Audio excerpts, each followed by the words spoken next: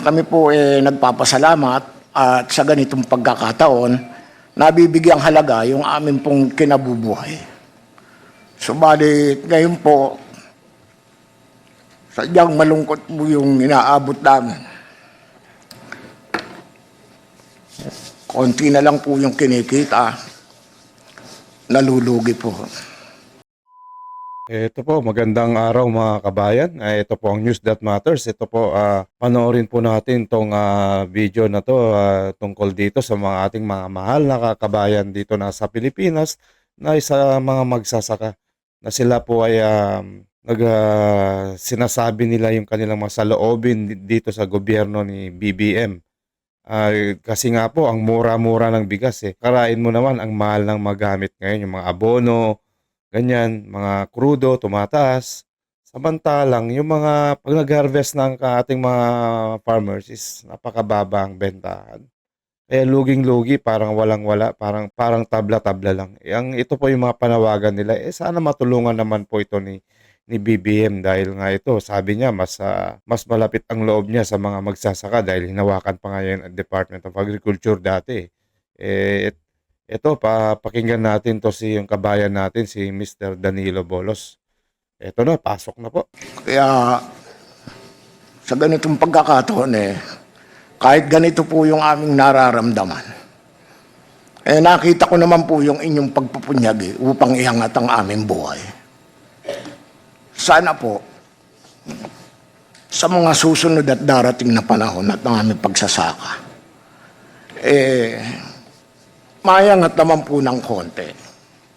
Ramdam naman po namin lahat yung ayuda na nanggagaling sa pamahalaan. Tulad po ng binhe, nung pong fertilizer. Yan pong mga farm mechanization, andyan po.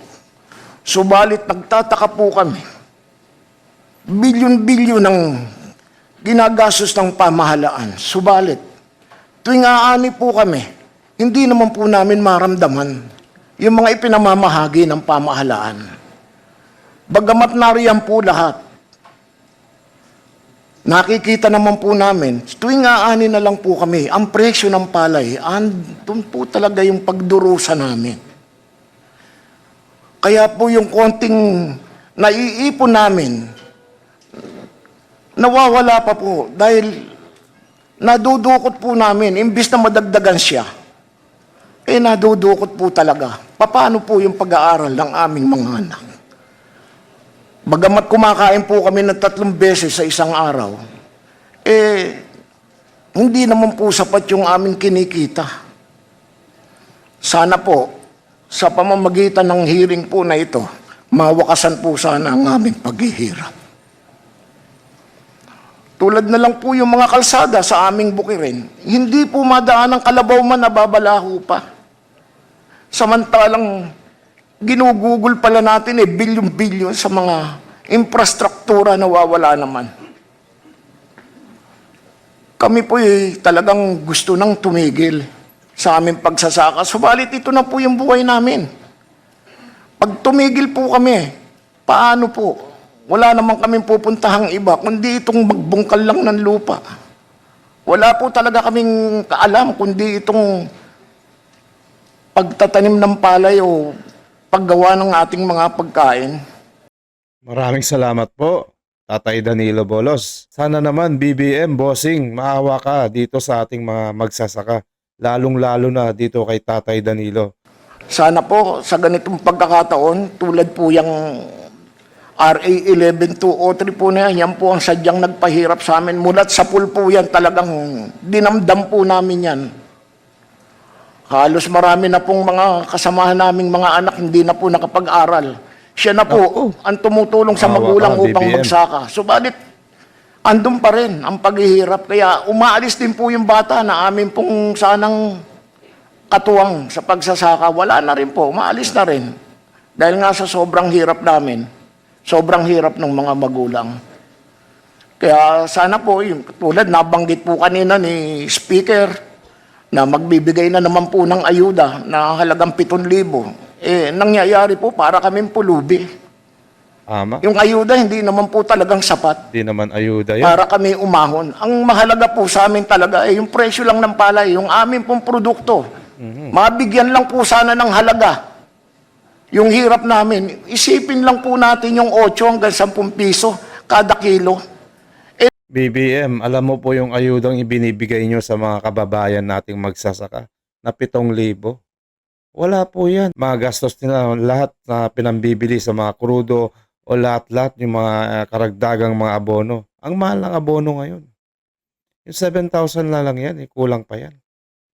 Isama mo, hindi pa kasama dyan yung mga araw-araw na pagkain nila. Kapag nag-aano sila, inaayos nila yung mga kanilang pananim. Yung mga kababayan nating mga magsasaka dahil minsan pag pumupunta sila sa bukid, tipid na lang sila, sardinas na lang at saka itlog. Kasi nga, pinagkakasya lang nila yung pera nila. Kasi alam nila, pag gumastos sila ng gumastos, nagbuhay, masarap ang kakainin nila, wala na silang, lalo mababaon sila sa utang. Tapos pagdating ng anihan, tabla-tabla lang. Kaya gawan mo po ng paraan yan. Dahil sa iba-ibang bansa, sa mga Thailand, Vietnam, yung mga magsasaka, maayos ang kanilang ani. At lalo na sa ibang bansa, sa Amerika, ang taas ng tingin sa mga farmer. Ba, di mo alam. Yung mga farmer doon ay mayayaman. Dito, baliktad. Sila yung parang down na down, which is sila po yung nagsusupply sa mga araw-araw nating pagkain. Sila po yung nagtatanim para may makain tayo. May makain yung mga anak natin. Yun ang isipin mo, itanim mo sa iyong kaisipan, BBM. Namumuhunan na po kami ng 14 hanggang 15 pesos kada kilo. Sa sobrang mahal po ng fertilizer, sa sobrang mahal po ng mga inputs, ng mga pestisidyo, hindi po talaga masusulit. Nangungutang po kami. Ang tubo po kada buwan, 3% kada buwan.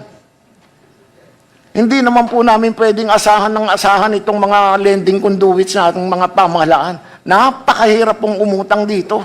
Ang dami pong hinahanap na kung ano-anong dokumento na para po kami makautang. Sana po Gumising luwagan ka ito. na, BBM. At sana kung talagang magpapautang, huwag naman po sanang ganun kahigpit. Wala na po. Ito na lang po talaga yung aming buhay. Kaya nananawagan po ako sa inyo, mga kasapian po nitong chamber po na ito, sa inyo po mga mambabatas. Nasa inyo po ang aming buhay. Kapag isa hanggang 2 taon at ganito pa po ang aming buhay, wala na po, lulubay na po talaga kami. Mapupunta na po sa mga kung kani-kanino lang ang aming mga lupain. Oh, BBM, narinig mo po yan, ha? Kung talagang walang mangyayari sa mga gantong solusyon sa problema ng ating mga kababayan na magsasaka, wala na, ibebenta na lang nila yung lupa nila kasi wala rin sense.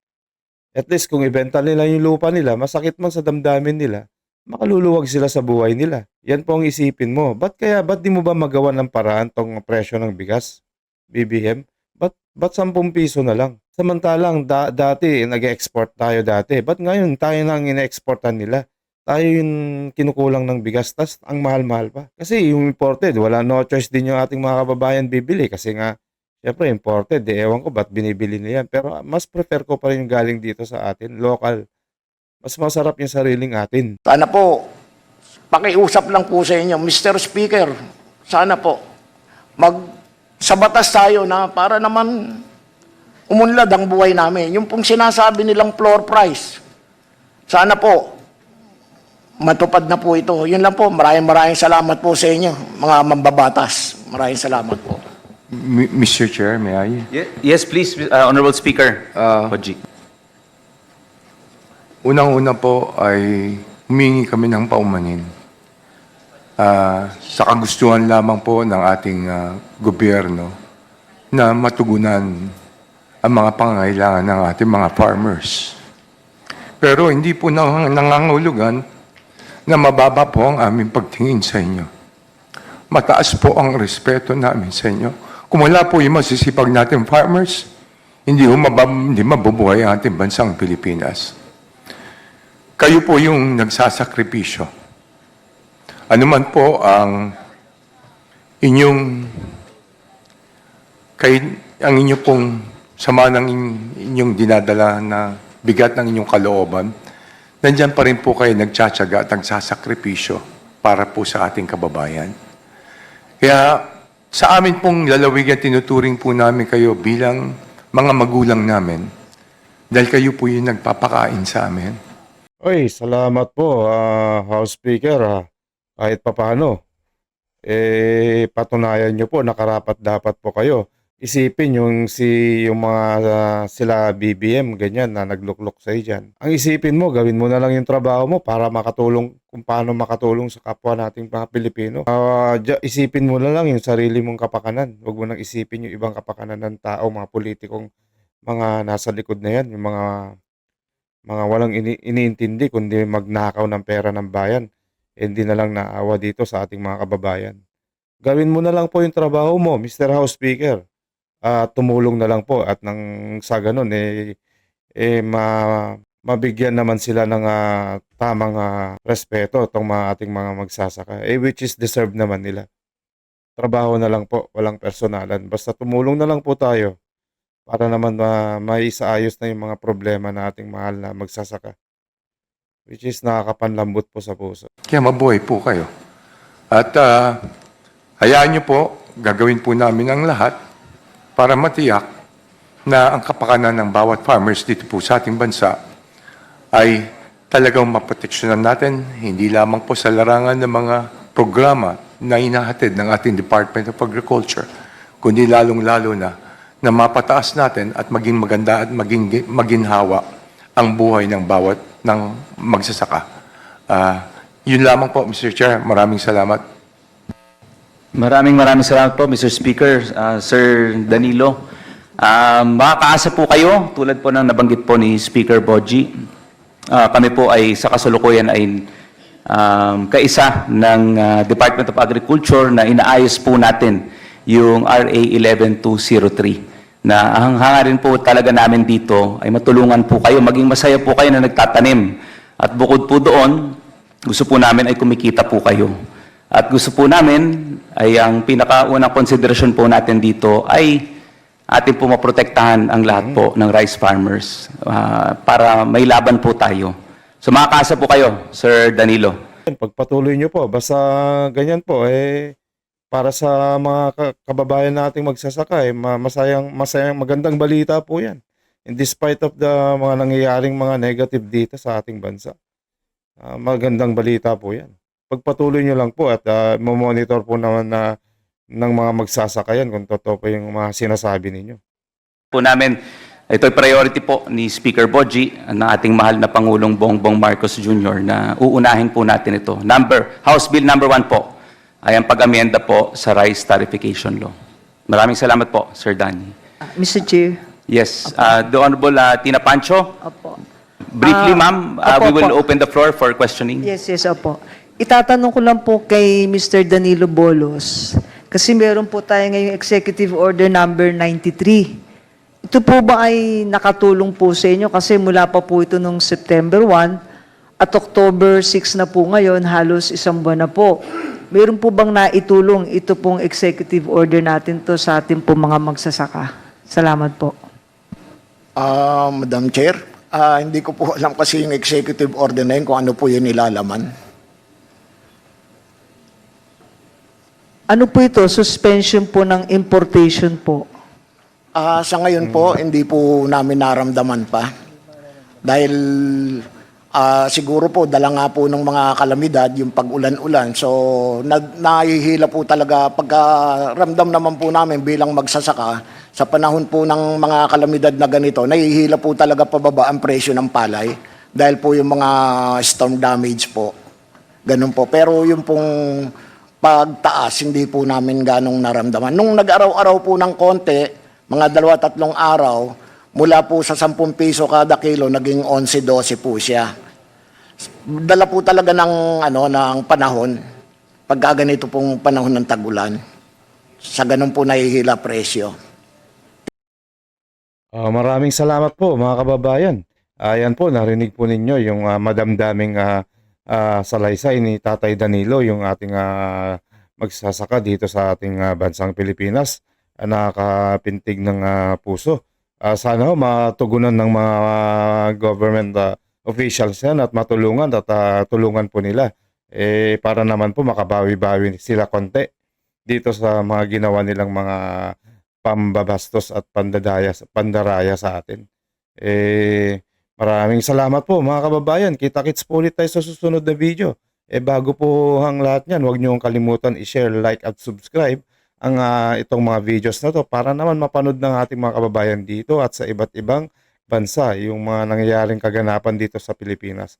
Maraming salamat po. Maraming salamat po. News That Matters. God bless.